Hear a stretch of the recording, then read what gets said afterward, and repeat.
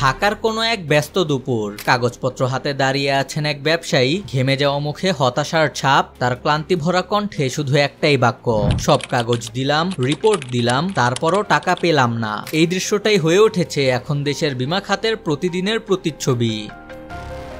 বাংলাদেশের 46টি non life বীমা company মিলিয়ে প্রায় ৩,১৫০ কোটি টাকার দাবি গ্রাহকের হাতে পৌঁছায়নি। ডিসেম্বরের শেষে এই সংখ্যা ছিল ২,৬৩৫ কোটি, তবে মাত্র ৩ মাসেই তা আরও বেড়েছে ৫১৫ কোটি। অর্থাৎ অনিষ্পন্ন দাবির বোঝা ক্রমেই বেড়ে চলেছে। বীমা উন্নয়ন ও নিয়ন্ত্রণ কর্তৃপক্ষ আইডিআর এর সর্বশেষ তথ্য বলছে ২০২৫ সালের মার্চ পর্যন্ত সাধারণ বীমায় দাবি উঠেছে ৩,৪৪৫ কোটি ৯০ লক্ষ টাকার, যার মধ্যে নিষ্পত্তি হয়েছে মাত্র ২৯৫ কোটি ২৯ লক্ষ। হিসাব করলে দেখা যায় প্রতি ১০০ টাকার দাবির বিপরীতে গ্রাহক পেয়েছেন মাত্র ৮.৫ টাকারও কম, এবং বাকি প্রায় ৯১ টাকাই রয়ে গেছে কাগজের স্তূপে বন্দী।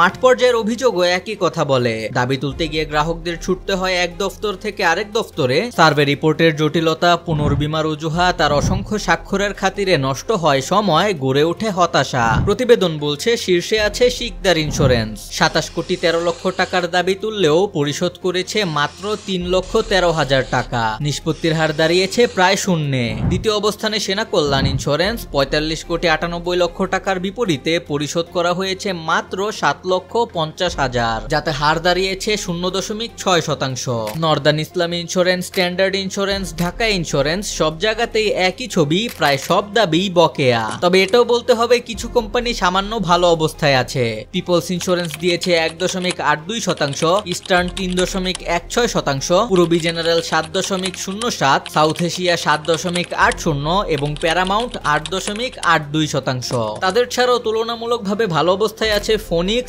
গ্রিন ডেল্টা ও মার্কেন্টাইল ইসলামী ইন্স্যুরেন্স, তবে তাদের হারও ১০%-এর নিচে।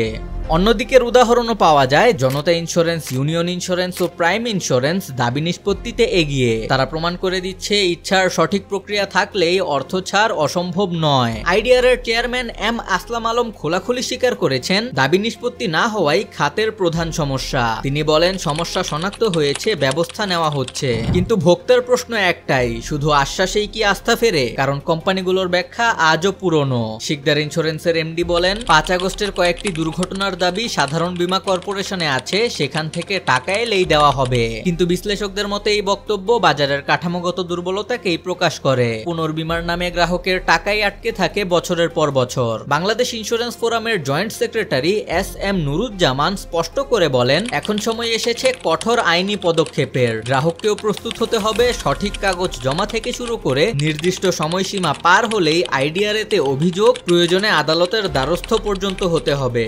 প্রশ্নটা তাই বড়, বীমা কি সত্যিই ভরসার নাম, নাকি গ্রাহকের জন্য অবিশ্বাসের আরেক কাগুজে প্রতিশ্রুতি? উত্তর খুঁজে পেতে হলে শুধু আর্থিক সক্ষমতা নয়, প্রয়োজন সুশাসন, স্বচ্ছতা আর দায়বদ্ধতা। কারণ আস্থা ফিরবে তখনই যখন দাবি উঠলেই টাকা গ্রাহকের হাতে পৌঁছাবে, কোনো বিলম্ব নয়, অজুহাতও নয়।